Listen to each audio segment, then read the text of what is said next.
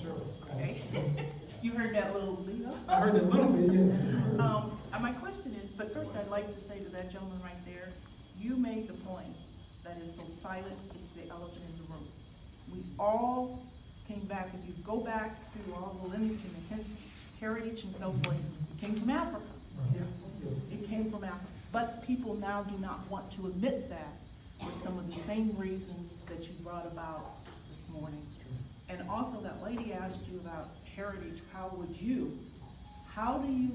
can black people take and form this organization to bring back our heritage when our heritage has been destroyed?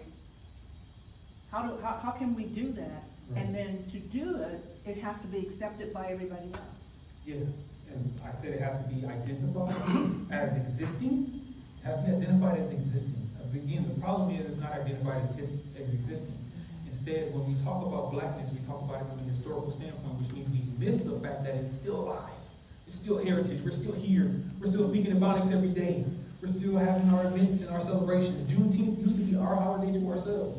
Before it got federalized, it became everybody's holiday, and everybody gets a day off. So we used to celebrate Juneteenth across this nation in our little black communities, and nobody paid attention to it except for black people. And then when it got federalized, everybody started celebrating. So there's one of the traditions that we have. And so what I'm saying is we must recognize it as existing and alive today. One of the things that's on the horizon, which I hope gets further, is Henry Louis Gates is establishing the Ebonics Dictionary, much like Noah Webster did for the English language. Because without Noah Webster, there is no English language.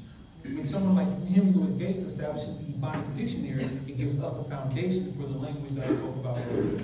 And so that's one of the ways it can be done, because now we have someone in an Ivy League institution who is recognizing our language, giving it a true and real definition, and then allowing us to perpetuate it among ourselves throughout this country. But to be in that, when one of those middle class, I guess, blacks who I don't want my child to speak Ebonics, we could speak it at home, but when he goes out the door, they all have to speak English, because English is the acceptable, and that's what's going to make them different. That's what's going to give them a job. That's what's going to get them into school.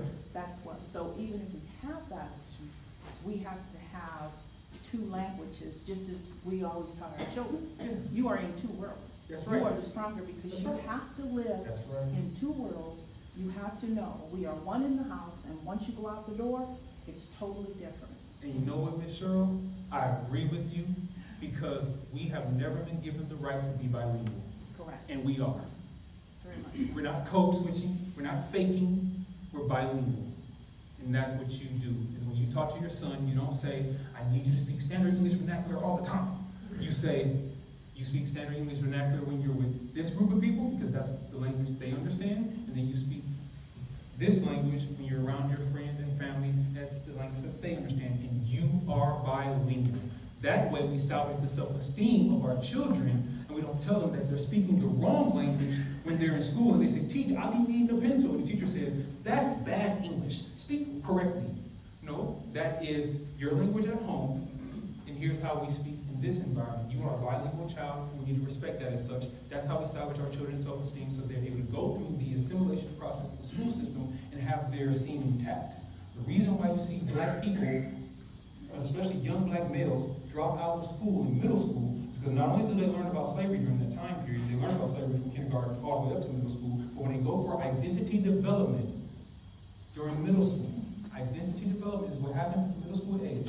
When they're looking for their identity, what happens is they start to look for the cultural traits that they're going to adopt. So they turn to hip-hop, music, whatever they see on TV to say, I need to be that of my culture. And if they're given bad examples, they will own those bad examples. However, if they've been given through their grandparents, their parents, their aunts and uncles, the true culture of who they are, they will hold on to a bit of that pride, and they will carry that with them, and they will accept that. Question back here.